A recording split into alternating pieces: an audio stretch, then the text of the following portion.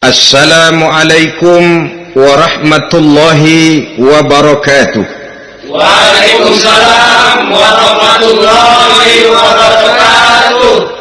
Bismillahirrahmanirrahim. Alhamdulillahi rabbil alamin. Wassalatu wassalamu ala ashrafil anbiya'i wal mursalin, sayyidina wa maulana Muhammadin wa ala alihi wa ashabihil mujahidin at-tahirin, amma ba'du. Saudara-saudara kaum muslimin rahimakumullah, agama mengajarkan bahwa di dalam melaksanakan segala macam pekerjaan hendaklah dilaksanakan dengan penuh hati-hati dan perhitungan. Dikatakan dalam pepatah, fit ta'annis salamah wa fil ajalatin nadamah. Di dalam keberhati-hatian itu ada keselamatan, dan di dalam sikap tergesa-gesa, di dalam sikap terburu-buru biasanya mengandung penyesalan. Tetapi ada 5 perkara yang malah memang harus dikerjakan secara buru-buru. Apa yang 5 perkara itu? Pertama, mengubur jenazah. Tidak baik kalau jenazah itu disemayamkan sampai 2-3 hari di rumah. Dan yang lebih baik mengubur jenazah itu adalah di tempat di mana dia meninggal. Contohnya adalah baginda Nabi. Beliau kelahiran Mekah. Beliau wafat di Madinah, maka di Madinah itulah beliau dimakamkan dan bukan di kota Mekah. Karena prinsipnya agama menginginkan kemudahan dan tidak menginginkan kesukaran. Hal kedua yang harus dikerjakan dengan segera ialah mengawinkan anak perempuan. Apabila kita mempunyai anak perempuan, sudah sampai usianya untuk memasuki ambang pintu pernikahan, dan dia sudah minta untuk dinikahkan, maka segeralah orang tua menikahkannya atau mengawinkannya.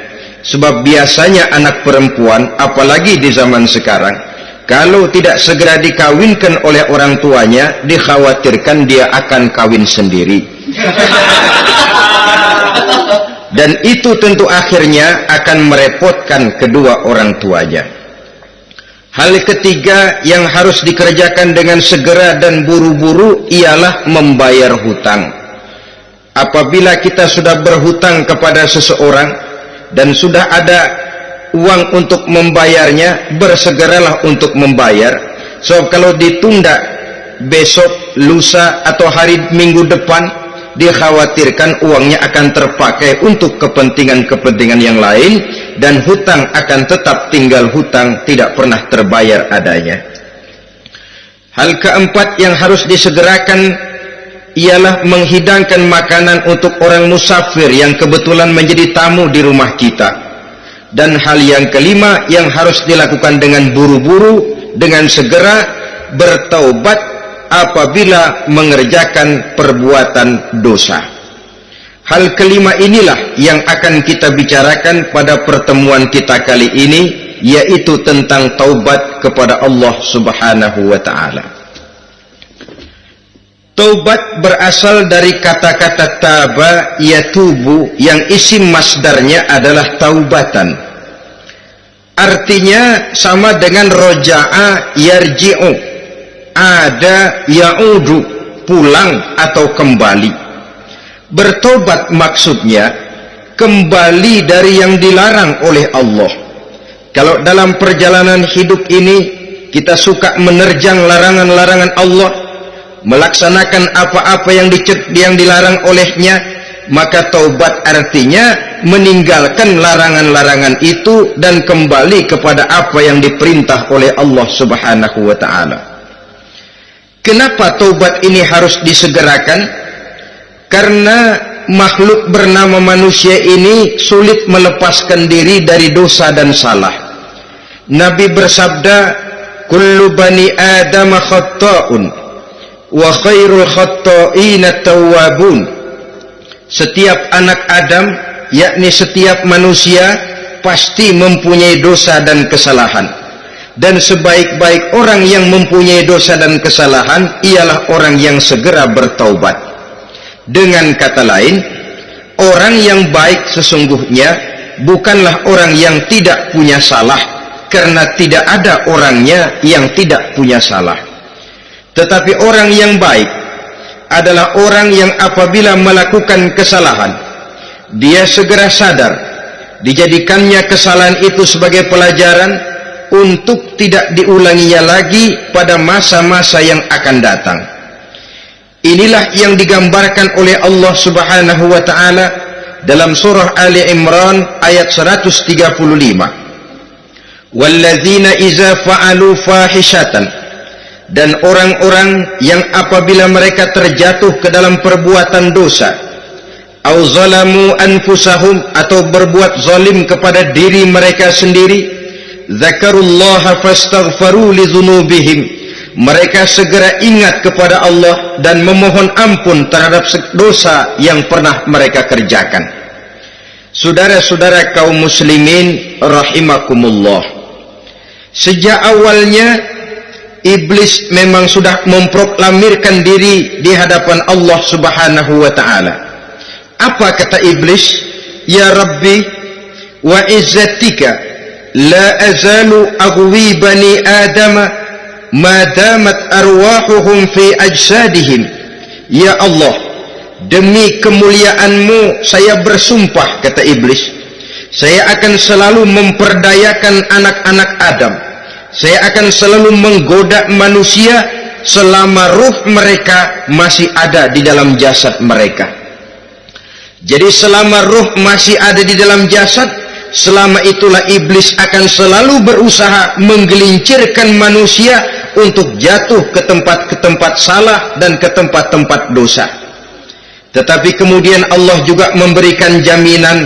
Allah menjawab proklamasi iblis ini, wa izzati wa jalali ya mal'un la azalu aghfiru lahum mastaghfaru. Demi kehormatanku, demi kemuliaanku, hai mal'un, hai yang terkutuk, hai iblis, kalaupun engkau selalu memperdayakan manusia, kalaupun engkau selalu menipu dan menggoda mereka sepanjang ruh mereka masih ada di dalam jasad, aku akan senantiasa memberikan ampun kepada mereka sepanjang mereka memohonkan ampun kepadaku. Inilah jaminan dari Allah Subhanahu wa ta'ala. Saudara-saudara kaum muslimin rahimakumullah, oleh karenanya apabila kita berbicara tentang taubat, artinya kita berbicara tentang tingkah laku kita dalam kehidupan sehari-hari. Apa yang harus kita lakukan untuk sempurnanya satu taubat? Pertama, menyesal terhadap dosa yang pernah kita lakukan. Kadang-kadang ada juga orang bertaubat, tapi bukan nyesal terhadap dosa yang dia kerjakan, malah puas katanya. Dia ngomong sama teman-temannya, saya dulu zaman muda sudah kenyang judi, kenyang zina, kenyang mabuk-mabukan, sudah puas. Sekarang tinggal benernya saja, saya sudah taubat. Taubatnya sih bagus, tapi puasnya itu yang jelek. Kenapa harus dikatakan puas? Bukan puas, menyesal. Menyesal saya dulu. Kenapa hanyut terjebak dosa? Kenapa tenggelam di meja judi? Kenapa tenggelam di minum-minuman keras? Kenapa hanyut kepada perbuatan munkar dan maksiat? Saya menyesal sekali. Menyesal diperintah dan bukan malah puas. Dari rasa menyesal ini nanti timbul hal yang kedua, yaitu berniat tidak akan mengulangi lagi perbuatan dosa. Kalau menyesal tapi masih diulangi lagi, itu belum taubat yang sebenarnya. Saya kapok, menyesal, tidak mau minum minuman keras lagi. Besok tidak ada minuman keras, malah pusing, nyari kesana kemari. Itu belum taubat yang sebenarnya. Jadi setelah menyesal, berniat tidak akan mengulangi lagi perbuatan dosa itu. Kalau menyesal tapi masih diulanginya lagi, itu sama saja dengan main-main. Saudara-saudara kaum muslimin rahimakumullah, barangkali itu yang orang namakan dengan taubat sambal namanya. Kita kalau makan nasi pakai sambal, pedesnya bukan main, repot, marah, ngomel. Gila, sambal pedes bukan main, taubat sama sambal. Taubat sama sambal katanya. Tapi 2-3 hari kemudian dia makan lagi, nggak ada sambal, nyari. Kemarin sudah taubat, 2 hari kemudian malah nyari. Ini bukan taubat yang sebenarnya. Penyesalannya tidak diiringi dengan berniat untuk tidak mengulangi perbuatan dosa itu selama-lamanya. Saudara hadirin, kita sudah taubat, tidak mau lagi minum minuman keras. Datang teman, minum ya, nggak mau. Kenapa? Saya sudah taubat. Yang benar, benar. Kalau dibayarin, udah. Jadi rupanya taubatnya itu cuma karena nggak ada yang bayarin. Begitu datang yang bayarin, berangkat lagi. Itu belum lagi merupakan taubat yang sebenarnya. Begitu juga kita taubat dari meja judi. Pada waktu sudah bures, bangkrut, habis-habisan, mungkin menyesal, mungkin bertobat. Inilah akibatnya judi, rumah tangga berantakan, harta bures, anak terlantar, uang tidak ada. Tobat, saya tidak mau lagi-lagi tenggelam di meja judi.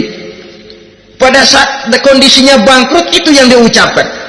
Tapi 2-3 hari, 4-3 minggu, 1 bulan kemudian rezekinya banyak, makmur lagi, usahanya maju lagi, lupa lagi dia kepada ucapan sebelumnya. Akhirnya sedikit demi sedikit tenggelam kembali di meja judi. Ini pun belum merupakan taubat yang sebenarnya.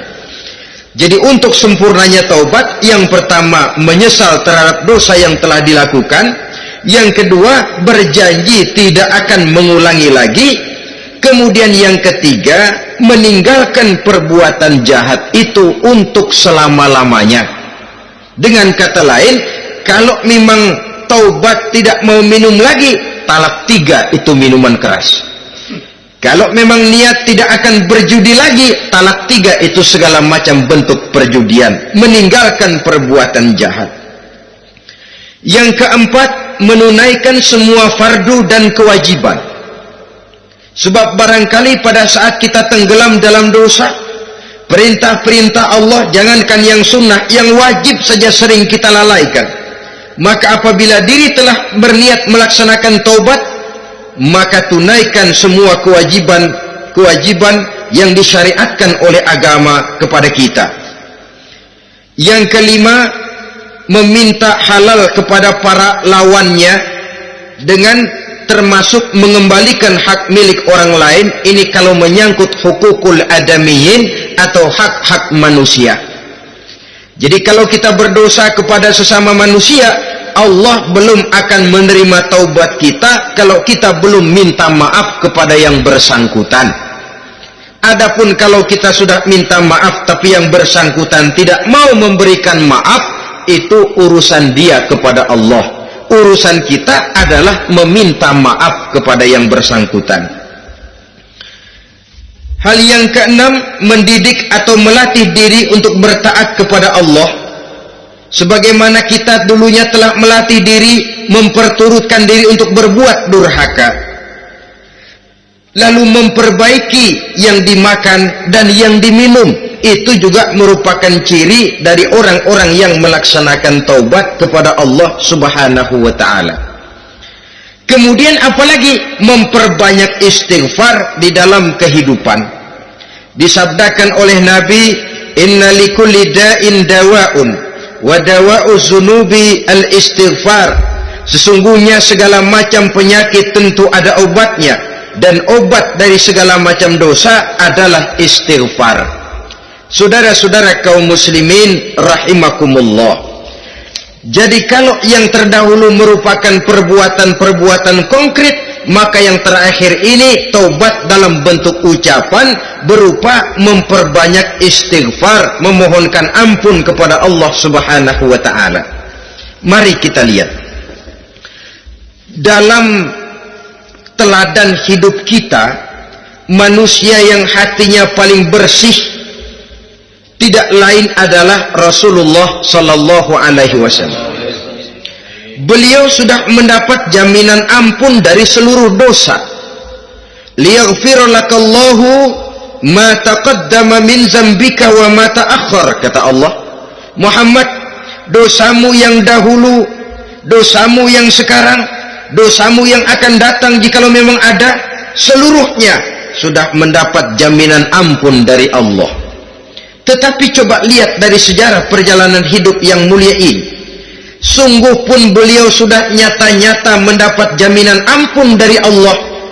Beliau mengatakan, ayyuhan nas, tubu ilallah, fa inni atubu fil yaumi mi'ata marrah. Wahai manusia, bertaubatlah kepada Allah, maka sesungguhnya saya, kata beliau, dalam satu hari bertaubat 100 kali kepada Allah. Dalam riwayat yang lain, sab'ina marrah, 70 kali beliau mengucapkan istighfar minimalnya dalam sehari semalam. Orang yang sudah nyata-nyata mendapat jaminan ampun dari Allah ini, satu hari satu malam istighfarnya minimal 70 kali. Apatah lagi kita yang nyata-nyata belum mendapat jaminan ampun dari Allah.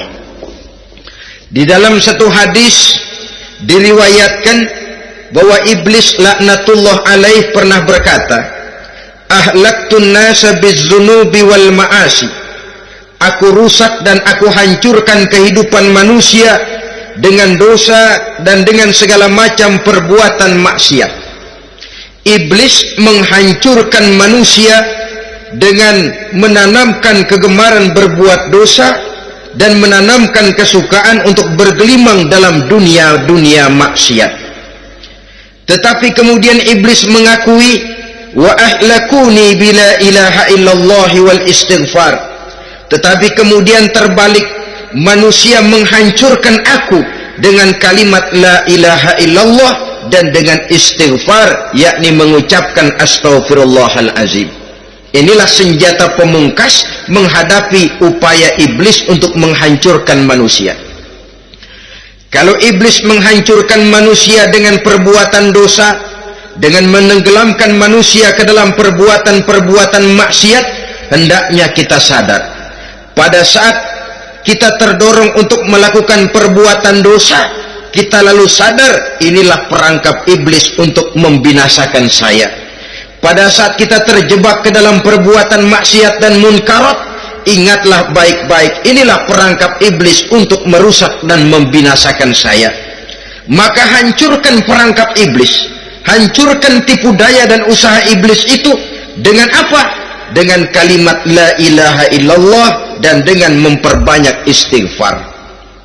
Falamma ra'aitu dzalik, ketika aku lihat hal itu, kata iblis, mereka hancurkan kita dengan dosa dan maksiat, dan kita hancurkan mereka dengan la ilaha illallah dan istighfar. Diamkah iblis? Puaskah iblis? Ternyata tidak. Apabila aku lihat usaha manusia itu, ahlaktuhum bil huda, ahlaktuhum bil hawa, wa hum yahsabuna annahum muhtadun. Apabila mereka hancurkan aku dengan la ilaha illallah dan istighfar, maka aku kembali menghancurkan mereka dengan mempergunakan hawa nafsu, sehingga mereka menyangka bahwa mereka adalah orang-orang yang mendapat petunjuk. Ditanamkan dalam diri kita perasaan bahwa kitalah orang yang paling benar, itu pun tipu daya iblis. Maka orang pintar itu baik, tapi merasa pintar itu jelek. Orang benar itu bagus, tapi merasa benar itu tidak baik. Karena biasanya orang kalau sudah merasa benar, lalu cenderung untuk menganggap orang lain tidak benar. Kalau sudah begitu, dia akan mengklaim diri, sayalah orang yang paling benar, yang lain tidak benar semuanya. Itu termasuk perangkap iblis juga. Setelah kita gempur mereka dengan kalimat tahlil dan dengan kalimat istighfar. Saudara-saudara kaum muslimin rahimakumullah, Allah Maha Pengasih dan Maha Penyayang. Ia akan mengampunkan perbuatan yang bersifat salah dari manusia Hanya manusia saja yang kadang-kadang bodoh, tidak mau mengampuni dan memaafkan dirinya sendiri dengan membiarkan dirinya terseret berlarut-larut dalam dosa tanpa keinginan untuk bertaubat. Sepanjang nafas belum sampai di tenggorokan, sepanjang matahari masih terbit di sebelah timur dan terbenam di sebelah barat, sepanjang itu Allah masih akan menerima taubat seorang hamba. Innallaha yaqbalu taubatal abdi ma lam yugharghir. Allah akan senantiasa menerima taubat seorang hamba sebelum nafasnya sampai di tenggorokan. Apabila nafas sudah sampai di tenggorokan, maka taubat sudah terlambat adanya. Lalu yang konkret di dalam kehidupan ini, apa ciri-ciri dari orang yang melaksanakan taubat itu? Seorang ahli hikmah berkata, pertama, orang yang taubat itu kelihatan bahwa dalam kehidupan ini dia mampu menjaga lidahnya dari ucapan yang berlebih-lebihan, dari ucapan yang tidak ada manfaatnya, dari ucapan yang mengandung dosa, namimah, mengadu domba, dan ucapan-ucapan yang merugikan orang lain. Orang yang taubat kelihatan dari lidahnya. Ini yang konkret. Yang kedua, orang yang taubat itu cirinya tidak ada lagi rasa dengki di hatinya, tidak ada keinginan untuk membenci dan memusuhi orang lain. Kenapa? Dia sudah sibuk memikirkan kekurangan dirinya sendiri, sehingga tidak ada waktu lagi untuk mengorek-ngorek, mencari-cari aib dan kekurangan pada diri orang lain. Ini makna ucapan Nabi, tuba liman syaghalahu aibuhu an uyubin nas. Beruntunglah orang yang kekurangan pada dirinya menyebabkan dia cukup sibuk sehingga tidak sempat mencari-cari dan mengorek-ngorek aib dan kekurangan orang lain. Berbeda dengan orang yang masih jauh dari sikap taubat, selalu berusaha mencari dan mengorek-ngorek kekurangan orang lain, sementara aib dan kekurangan dirinya diumpetin. Ini namanya ilmu kancil. Orang lain disorotin, dia ngaling, ngumpet. Kerjaannya apa? Monten orang lain saja. Dia sendiri tidak mau diponten dan tidak mau memonten dirinya. Akibatnya apa? Sikap introspeksi tidak ada. Sikap mawas diri hilang.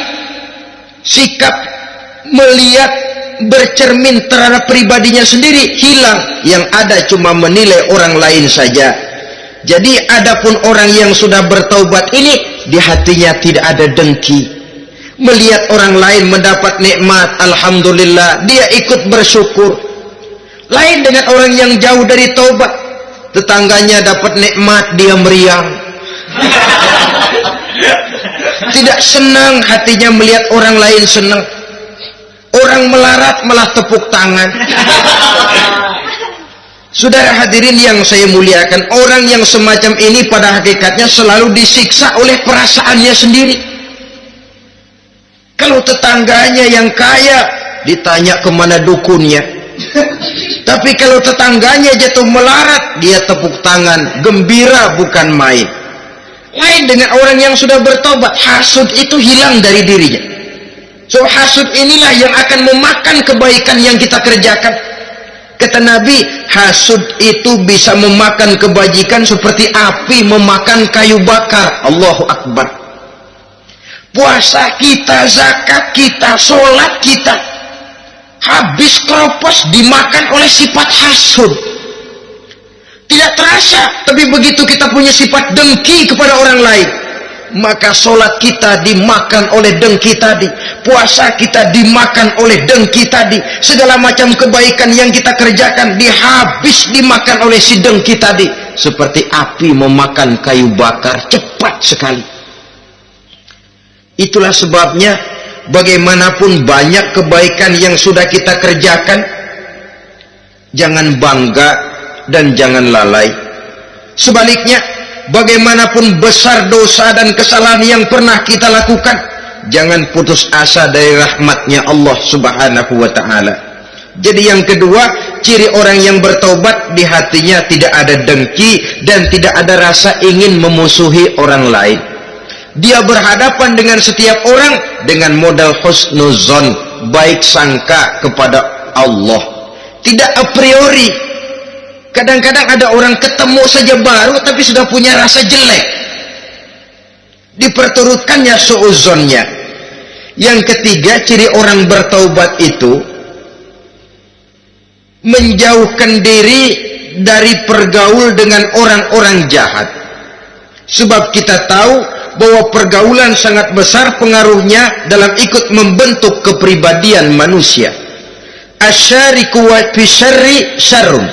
Bersekutu dengan kejahatan biasanya ikut jadi jahat. Walaupun secara langsung tidak melakukan kejahatan, tapi sudah termasuk dalam jamaah yang jahat juga namanya. Saudara-saudara kaum muslimin, bukan berarti orang yang taubat lalu tidak mau bergaul itu juga mencerminkan keangkuhan diri. Bergaul dia bergaul, tetapi kepada orang-orang yang jahat ia sekedar menghindarkan diri pergaulannya itu dari kejahatan yang bisa ditimbulkan oleh orang-orang jahat tadi. Ciri yang keempat dari orang yang bertaubat, dia mempersiapkan diri untuk menghadapi mati.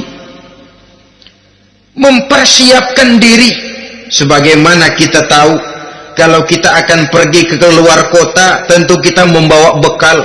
Makin jauh perjalanan, makin banyak bekal yang harus kita bawa. Hidup ini adalah perjalanan panjang yang kita juga memerlukan bekal dalam kehidupan. Orang yang bertaubat, orang yang mempersiapkan diri untuk menghadapi maut dan menghadapi hari-hari sesudah maut itu datang, menghadapi kehidupan di alam barzakh, menghadapi kehidupan di alam akhirat dan selanjutnya. Dia mempunyai persiapan sehingga kapan maut datang dia sudah punya persiapan lebih dahulu. Saudara, kalau kita siap dipukul orang, pada saat pukulan itu datang, rasanya sakitnya agak lebih kurang daripada kita tidak pernah siap untuk dipukul. Walaupun bobot pukulannya sama, tapi kita akan lebih punya daya tahan kalau kita sudah siap. Oleh karena itu, orang yang bertobat, orang yang mempunyai persiapan untuk menghadapi mati. Tidak hanya untuk menghadapi mati, tapi juga menghadapi hidup di seberang kematian nanti. Maka karenanya dia sibuk dengan dunianya, tapi juga dia lebih sibuk dengan akhiratnya. Dia tenggelam dalam berbagai macam kesibukan dunia, lain saat dia memfanakan diri untuk membekali diri menghadapi kehidupan sesudah hidup yang sekarang ini. Ciri-ciri ini tentu akan kelihatan dari gerak hidup seseorang. Saudara-saudara kaum muslimin rahimakumullah. Jadi dengan kata lain, kalau kita kembali kepada surah Ali Imran ayat 135 tadi, apabila dalam kehidupan terjebak kita kepada perbuatan dosa atau zalim kepada diri sendiri, zakarullah, segeralah mengingat Allah, fastaghfaru li dzunubihim, dan segera memperbanyak istighfar, memohon ampun kepada Allah Subhanahu wa taala, sebab dosa dalam Islam hanya bisa ditebus dengan taubat. Bukan dengan uang, bukan dengan beras, bukan juga dengan piagam. Dosa dalam Islam hanya bisa ditebus dengan melaksanakan taubat kepada Allah. Dan untuk bertaubat tidak usah ngulur waktu. Besok saja, bulan depan saja, tahun depan saja, nanti saja kalau sudah agak sedikit tua. Ibarat diri kita ini kaca, kata Imam Ghazali, maka dosa adalah debu. Apabila kaca kena debu, sedikit nempel debu lalu dilap, sedikit nempel debu terus dilap lagi, insya Allah kaca akan tetap bersih. Tapi kalau kita menunggu debu sampai banyak, apalagi sampai berurat, berkarat, nanti akan sulit membersihkannya. Demikian hati manusia itu. Kalau sudah dihinggapi oleh dosa, ditumpuknya lagi, berkarat dosa dalam hati, biasanya berat untuk melaksanakan tobat. untuk lebih meningkatkan pengertian kita tentang ciri dari orang-orang yang bertaubat, mari kita ikuti sebuah dialog yang pernah terjadi antara Rasul dengan para sahabat. Satu hari ketika sedang berkumpul dengan para sahabat, baginda Rasul bertanya, "Atadruna manit taib?" Saudara-saudara, tahu enggak saudara-saudara, siapa sebenarnya orang-orang yang bertaubat itu? Macam-macamlah jawaban para sahabat, tapi yang jelas akhirnya mereka berkata, Allahu wa rasuluhu a'lam. Allah dan Rasulnya yang lebih tahu siapa sebenarnya orang yang bertaubat itu. Atas jawaban ini baginda Rasul lalu menegaskan, pertama, man taba wa lam yata'allamil ilma falaysa bitaibin. Siapa orang yang mengaku bertaubat kepada Allah, lalu dia tidak mau mencari ilmu, tidak mau belajar, falaysa bitaibin, maka dia belum termasuk orang yang bertaubat. Jadi di sini jelas bahwa bukan hanya dari dosa kita bertaubat, juga bertaubat dari kebodohan. Dalam arti tidak membiarkan diri kita bodoh terus menerus. Dengan bahasa anak sekarang, bodoh tapi betah.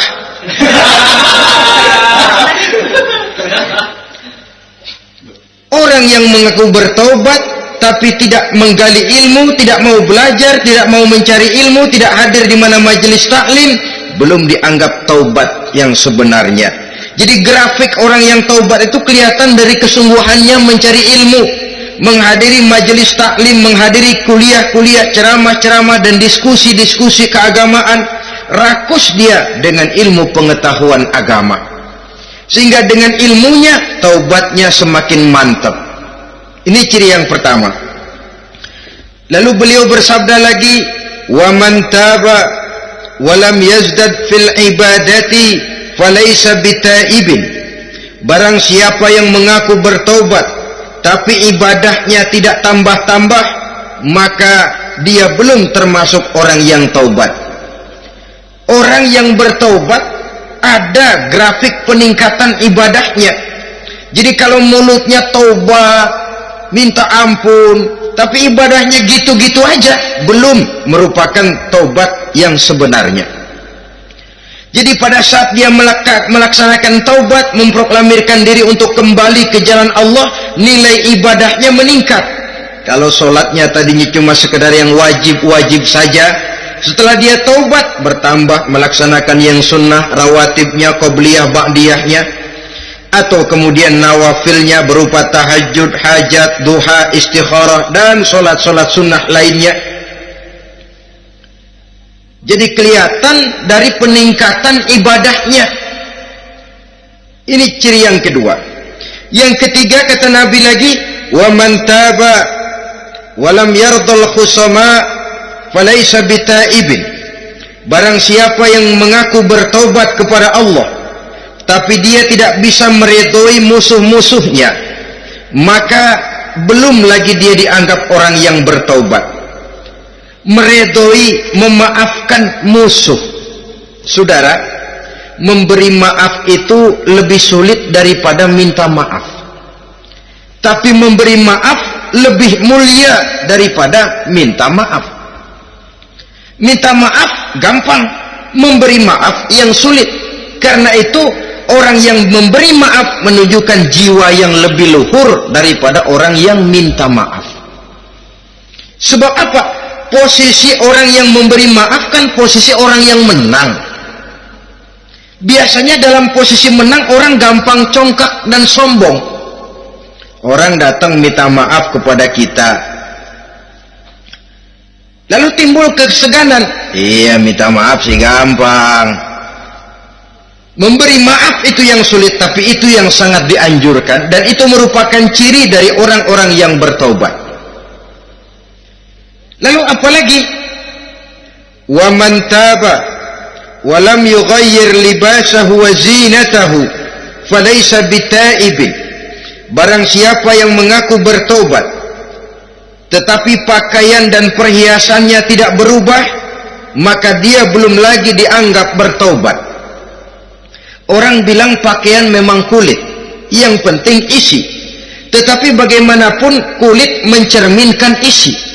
Dari pakaian kita bisa mengkaji kepribadian seseorang. Saya berpendapat bahwa pakaian penting, kulit juga penting. Kulit penting, isi penting. Kulit tanpa isi tidak ada artinya. Isi tanpa kulit juga meragukan orang. Wah, yang penting kan isinya, kulitnya gimana saja. Saya mau tanya, saudara dapat duren di jalanan, isi aja nggak ada kulitnya, kira-kira dimakan nggak duren itu? Paling kurang akan menimbulkan keraguan, jangan-jangan sudah dicampur racun ini. Jadi dengan demikian orang yang bertaubat ini kelihatan dari cara berpakaian, cara berhias diri, tidak over. Dia kembali kepada fungsi berpakaian. Dalam Islam kan sesungguhnya fungsi pakaian itu yang paling utama, pertama nutup aurat, itu ukurannya. Yang kedua pantas, yang ketiga baru soal mode. Di zaman kita sekarang terbalik, mode nomor 1, pantas belakangan, nutup aurat apa tidak nomor 16.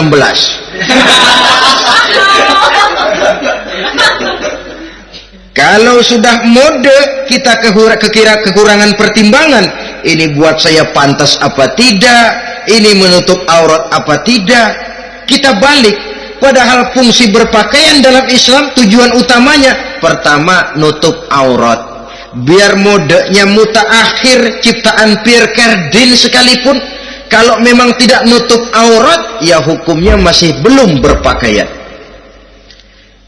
Atau juga ukuran yang kedua, pantas. Yang orang lain pantas kita pakai, belum tentu kita pantas. Kita kadang-kadang kehilangan pertimbangan, lihat iklan bintang film memakai pakaian yang begini bagus, lalu kita pakai saja. Ya tentu namanya bintang film. Kadang-kadang pakaian untuk show dipakai buat kondangan, akhirnya habis sekampung orang nonton dia.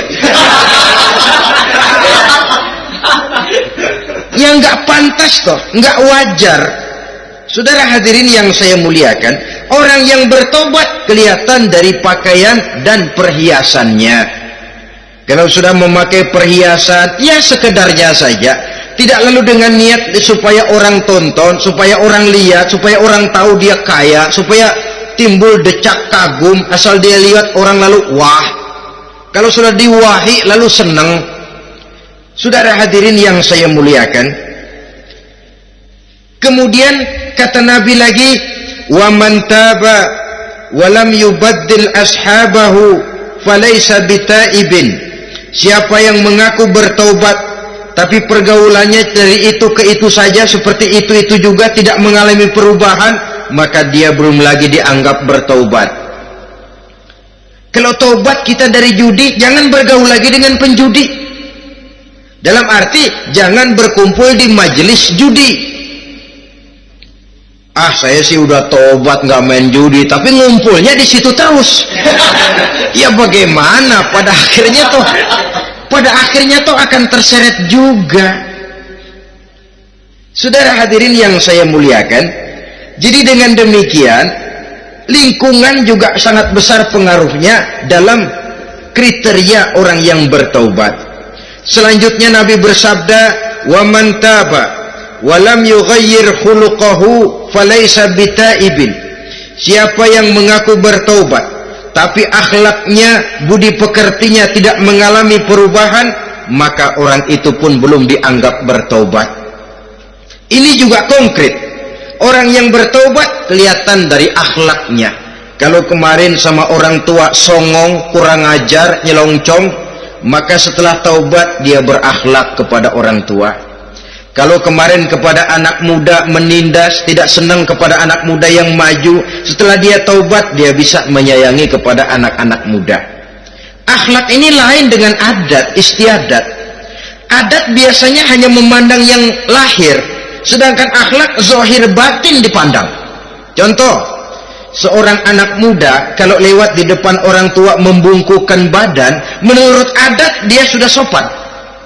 Tapi menurut akhlak belum tentu berakhlak. Tergantung kepada niatnya apa membungkukin badan. Permisi apa ngina. Kan mungkin saja orang membungkukkan badan lewat di depan aki-aki karena menghina, sebab aki-aki itu badannya udah bungkuk. Jadi gerakan zahir yang baik yang diiringi dengan niat yang baik, itulah cerminan daripada akhlak. Kalau adat terlepas dari soal niat, asal zahirnya sudah oke, menurut adat oke, dia beradat. Niatnya apa? Adat tidak pernah menilai. Maka orang yang bertaubat pun kelihatan dari akhlaknya, dan akhlak itu adalah keseluruhan tingkah hidup manusia. Cara berjalan ada akhlak, cara makan ada akhlak, cara duduk ada akhlak, cara tidur ada akhlak. Sehingga pantas ketika Siti Aisyah ditanya, Aisyah, Rasulullah itu akhlaknya apa sih? Beliau menjawab, karena Rasulullah khuluquhul Quran. Rasulullah itu akhlaknya Quran. Sehingga di kalangan ilmuwan lalu ada ungkapan bahwa Nabi Muhammad adalah Quran berjalan. Maksudnya seluruh konsepsi Quran sudah diterjemahkan dalam kehidupan Nabi. Maka tidak heran kalau Islam mengatur kehidupan manusia sejak yang sekecil-kecilnya sampai yang sebesar-besarnya. Cara berpakaian ada akhlaknya, kan begitu toh dalam Islam. Saudara diri di depan kaca ngaca, ada akhlaknya, ada bacaannya, Allahumma kama hassanta khalqi fahassin khuluqi. Sampai saudara masuk ke dalam WC sekalipun ada akhlaknya. Karena akhlak adalah keseluruhan gerak hidup manusia. Orang yang bertobat kelihatan dari perubahan akhlaknya. Kemudian beliau bersabda, wa man taba wa lam yatwi firashahu wa bisatuhu falaysa bitaibin. Siapa orang yang mengaku bertaubat tetapi dia tidak menggulung tempat tidur dan spraynya, maka dia belum dianggap bertaubat. Ini bahasa kinayah. Menggulung spray, melipat tempat tidur artinya lebih banyak ibadahnya daripada tidurnya. Kalau ngaku taubat tapi sehari 24 jam, 22 jam tidur, cuma 2 jam ibadah, ya belum mencapai kriteria itu. Dengan kata lain, orang apabila sudah memproklamirkan diri untuk taubat, menyingsingkan lengan baju, melipat spray, menggulung tempat tidur. Bukan berarti dia tidak tidur-tidur, tetapi bersiap diri untuk melaksanakan ibadah yang pada saat dia terjebak dalam dosa, sudah banyak ibadah yang ditinggalkannya. Saudara-saudara kaum muslimin rahimakumullah. Kemudian beliau bersabda pula, wa man taba wa lam yatasaddaq falaysa bitaibin. Barang siapa yang mengaku bertobat kemudian dia tidak menyedekahkan karunia yang diberikan Allah kepadanya, maka taubatnya belum lagi dianggap taubat yang sebenarnya. Faman istabana minal abdi hazihil khisal fahuwa taibun haqqa. Apabila nyata tanda-tanda ini pada diri seorang hamba, maka barulah taubatnya dinamakan taubat yang sebenarnya. Jadi untuk taubat itu ada 2 jalan yang bisa kita tempuh. Pertama, taubat dengan lisan, taubat dengan ucapan. Dalam artian apa? Memperbanyak istighfar. Istighfar yang mana? Yang mana yang mungkin saja. Kalau waktunya sempit ya istighfar yang pendek-pendek. Astaghfirullah, astaghfirullah, astaghfirullah. Mau yang lebih panjang, astaghfirullahalazim allazi la ilaha illa huwal hayyul qayyum wa atubu ilaih min jami'il ma'asi waz zunub la haula wala quwwata illa billahil aliyyil azim. Ada waktu yang lebih panjang lagi membaca sayyidul istighfar. Tiap kali berbuat jahat, tiap kali diiringi dengan istighfar. Nah, ini yang bisa runtuh dengan istighfar ini dosa apa? Dosa yang ringan, dosa yang biasanya dilakukan oleh panca indera kita. Mata ini dosa mata, insya Allah bisa runtuh dengan istighfar. Ngelihat yang haram, cepat nunduk, astagfirullah. Habis nunduk jangan ngeliatin lagi.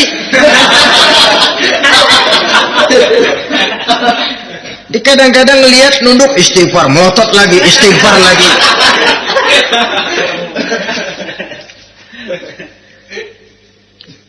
Saudara hadirin yang saya muliakan, kata Imam Ali, nazratul ula laka wasaniyatu alaika. Ini dalam menjaga mata.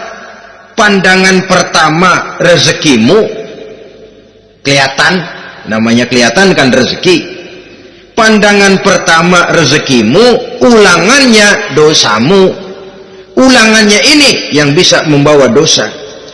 Dosa karena lidah, mengucapkan kata-kata yang menyakitkan orang. Dengan istighfar, insya Allah runtuh. Adapun dosa-dosa besar lainnya, tentu harus dengan perbuatan. Tidak cukup dengan sekedar istighfar saja. Perbuatannya apa? Itulah seperti yang sudah saya sampaikan pada ciri-ciri orang yang bertaubat tadi. Oleh karenanya, beruntunglah kita masih diberikan umur oleh Allah. Sehingga segala dosa dan kesalahan yang kita lakukan, kita masih punya kesempatan untuk mengadakan pemutihan, bertaubat kepada Allah. Nah, apa kemudahan yang diberikan Allah kepada orang yang melazimkan istighfar di dalam hidupnya? Pertama, kata Nabi, man lazimal istighfar, siapa orang yang melazimkan, membiasakan diri istighfar, diberikan keistimewaan oleh Allah. Pertama, ja'alallahu lahu min kulli dhiqin makhraja. Allah akan memberikan jalan keluar untuknya dari segala macam kesulitan. Hidup ini kan problem. Makin tinggi status sosial, makin banyak urusan.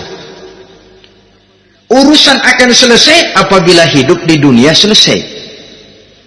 Kita menyangka orang lain lebih enak dari kita, padahal tiap orang punya urusan. Yang namanya enak barangkali persis seperti pelangi biang lala itu. Tidak pernah di atas kepala kita, di atas kepala orang lain saja. Begitu kita memandang keenakan dalam hidup ini. Petani bilang pedagang enak, pedagang bilang petani enak. Tapi begitulah keenakan itu. Orang yang melazimkan istighfar, dia akan diberikan jalan keluar dari segala macam kesulitan. Menurut perhitungan otak, deadlock, buntu, tidak sanggup lagi, entah bisa terwujud dan terlaksana. Allah memberikan jalan keluar dari segala kesulitan. Saudara, kalau Allah sudah memberikan jalan keluar dari kesulitan, siapa lagi yang bisa bikin sulit kita? Kalau Allah yang memberikan jalan keluar, everything is running well, katanya. Semua urusan bisa jalan dengan lancar. Tapi tanpa istighfar, jauh kita dari Allah. Jalan yang sudah lapang pun bisa jadi sempit. Urusan yang sudah nyata akan selesai pun bisa jadi injelimet. Dan jalan yang tadinya tidak berliku-liku pun bisa berliku-liku. Ini faktor yang di luar perhitungan matematis. Kita tidak mampu, Allah maha mampu. Menurut akal kita tidak mungkin. Kalau Allah mau, tidak ada yang tidak mungkin. Saudara-saudara, ini fasilitas pertama. Orang yang gemar istighfar diberikan jalan keluar dari segala macam kesulitan. Yang kedua, wa min kulli hammin faraja, diberikan kegembiraan dari setiap kesusahan yang dihadapinya. Ada saja faktor-faktor yang mendatangkan kegembiraan, yang mendatangkan refreshing di dalam kehidupannya, sehingga dia tidak lalu merasa jalannya buntu, tidak merasa kesulitannya tidak pernah terselesaikan. Dan yang ketiga, fasilitas yang diberikan Allah kepada orang yang gemar istighfar, wa razaqahu min haitsu la yahtasib. Allah akan memberikan kepada mereka rizki dari jalan yang tidak pernah mereka sangka-sangka. dari jalan yang tidak pernah mereka perkirakan sebelumnya. Saudara-saudara kaum muslimin rahimakumullah, inilah fasilitas ketiga yang diberikan Allah kepada orang yang gemar istighfar. Rizkinya datang dari jalan yang tidak disangka-sangka. Sebab rizki ini juga termasuk hal gaib. Dan jangan lupa, ar-rizku bimakna al-ata hissiyan kana au ma'nawiyan. Rizki adalah pemberian, baik yang konkret maupun yang abstrak. Kita sering membatasi pengertian rezeki, maka rezeki kita jadi sering terbatas. Menurut kita kan yang namanya rezeki cuman duit saja. Kalau bukan duit bukan rezeki. Padahal semua karunia Allah itu rezeki. Umur rezeki, istri rezeki, anak rezeki, pangkat dan jabatan rezeki, termasuk duit juga rezeki. Tapi dalam kebiasaan kita rezeki cuman duit. Begitu duit seret kita anggap rezeki macet. Maka akhirnya kita tidak bersyukur kepada Allah. Padahal mungkin di sektor duit macet, tapi rezeki dari segi lain, ilmu barangkali tambah, wibawa naik, pangkat naik, anak tambah, itu juga merupakan rezeki. Saudara-saudara kaum muslimin rahimakumullah, orang yang gemar istighfar ini diberikan rezeki dari jalan yang tidak disangka-sangkanya, dibukakan perbendaharaan Allah untuknya, sehingga rezekinya datang dari cara yang tidak disangka-sangka. Allah Maha Kaya. Kalau dia mau, la mani'a lima a'taita wa la mu'tiya lima mana'ta. Tidak satu kekuatan pun yang mampu mencegah apa yang hendak diberikan Allah, dan tidak satu kekuatan pun yang sanggup memberikan apa yang dicegah oleh Allah Subhanahu wa ta'ala. Ini keistimewaan yang diberikan Allah kepada mereka yang gemar beristighfar di dalam kehidupan ini. Jangan lagi berpikir, gua sih nggak punya dosa, istighfar amat. Sombong, saudara-saudara. Manusia itu lebih baik merasa banyak dosa daripada merasa tidak punya dosa. Tanda orang bahagia, kata Nabi, 4. Pertama, orang yang selalu ingat kepada kesalahan yang pernah dia lakukan. Itu orang bahagia. Selalu ingat kepada kesalahan yang pernah dilakukannya, sehingga pada saat akan melakukan kesalahan yang baru, dia mikir-mikir, dosa gue yang kemarin udah 3 keranjang, nih nambah lagi. Ingatannya terhadap kesalahan yang lalu akan merupakan langkah preventif yang mencegah dirinya untuk tidak menambah kesalahannya. Orang bahagia, orang yang selalu ingat kesalahan yang pernah dia lakukan, terbayang di pelupuk mata, bukan ngumpet-ngumpetin dosa. Sebab apa yang mau kita umpetin di hadapan Allah? Yang kedua, tanda orang bahagia itu orang yang selalu melupakan kebaikannya. Kalau dia berbuat baik, dia lupakan. Dia anggap dirinya belum pernah berbuat baik. Sehingga di mana ada kebaikan, dia tidak bisa ikut, dia merasa sangat rugi. Sebab dia anggap dirinya belum pernah berbuat baik. Yang ketiga, tanda orang bahagia, dalam urusan dunia dia lihat ke bawah, sehingga timbul rasa syukurnya bahwa kalau dia sengsara masih banyak yang lebih sengsara dari dia, bahwa kalau dia miskin masih jauh lebih banyak yang miskin dari dia, bahwa kalau dia menemui kesulitan masih banyak yang jauh lebih sulit dari dia. Dengan cara itu jiwanya akan lapang, hidupnya akan tenang, dan dia tidak pernah ingkar kepada nikmat yang diberikan Allah. Sebaliknya, yang keempat, tanda orang bahagia itu dalam urusan akhirat dia lihat ke atas. Dunia lihat yang bawah, akhirat lihat yang atas. Kalau dia bisa sholat, kenapa saya tidak? Kalau dia sanggup puasa, kenapa saya tidak? Kalau dia bisa baca Quran, kenapa saya tidak? Timbul panas, nyontoh ibadah mendatangkan kebahagiaan. Rakus ibadah malah dianjurkan, rakus dunia malah tercela. Nah, lawanannya orang celaka, saudara-saudara. Orang celaka juga tandanya 4, lawanan yang tadi itu. Pertama, orang yang selalu melupakan kesalahannya. Kalau berbuat dosa lupa, sok bersih. Alah, dosa gue mah dikit. Saudara hadirin yang saya muliakan, orang yang selalu melupakan kesalahan, menganggap dirinya bersih, akhirnya kalau ingin berbuat dosa nggak mikir-mikir, tidak ada lagi yang ditimbang-timbang. Selanjutnya, yang kedua, orang celaka itu orang yang selalu mengingat kebaikannya. Akhirnya apa? Timbul sifat nepuk dada, membanggakan jasa, lahirlah pahlawan-pahlawan kesiangan. Selalu membanggakan diri, nepuk dada. Kalau enggak saya, kalau enggak saya, itu masjid, kalau enggak saya, itu pesantren, kalau enggak saya, itu umat, kalau enggak saya, kalau enggak saya. Memangnya kalau enggak sampean kenapa? Orang yang celaka adalah orang yang selalu menghitung-hitung kebaikan yang pernah dikerjakannya.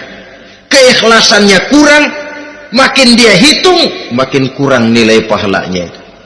Makanya kalau berbuat baik, ya anggap saja buang sampah, gak usah ditengok-tengok, gak usah diingat-ingat, dan gak usah mengharap orang yang kita tempat berbuat baik akan membalas kebaikan.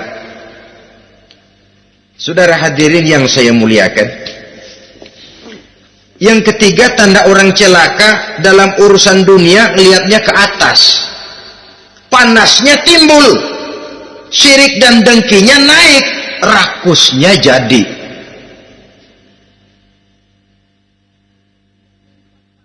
Timbul sifat panasnya itu, tidak mau ngerti. Kalau tetangga saya bisa beli kulkas, kenapa saya tidak? Kalau tetangga saya bisa beli motor, kenapa saya tidak? Kalau tetangga saya bisa beli mobil, kenapa saya tidak? Gaji nggak cukup, tuyul piara.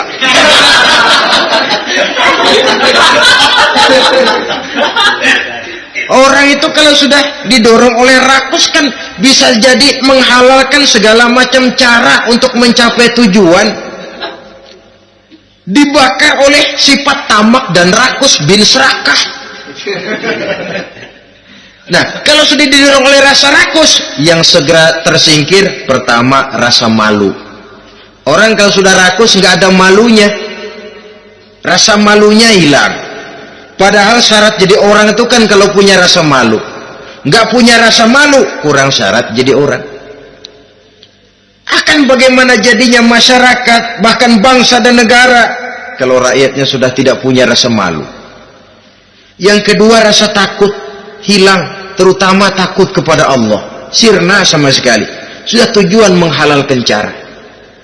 Yang keempat, tanda orang celaka dalam urusan akhirat, lihatnya malah ke bawah. Kenapa kamu enggak sholat? Itu bapak anu yang tuaan, enggak, saya enggak lagi.